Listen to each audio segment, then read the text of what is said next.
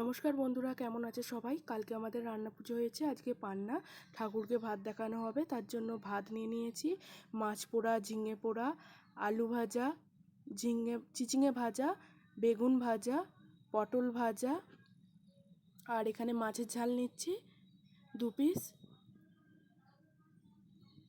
বাটিতে নিয়ে নিচ্ছি মাছের ঝাল 2 পিস, একটু গ্রেভি নিচ্ছি। আর এখানে আছে চালদা দিয়ে মুসুর ডাল,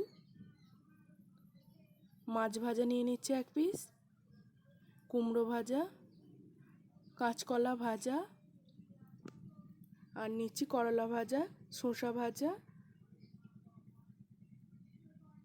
ঢ্যাঁড়স ভাজা, আর এটা পুঁই শাকের চচ্চড়ি মাছের মাথা দিয়ে,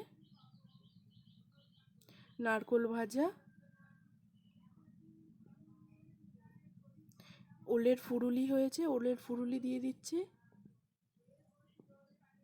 এই যে উনুনটাকে পুজো করা হবে এবার।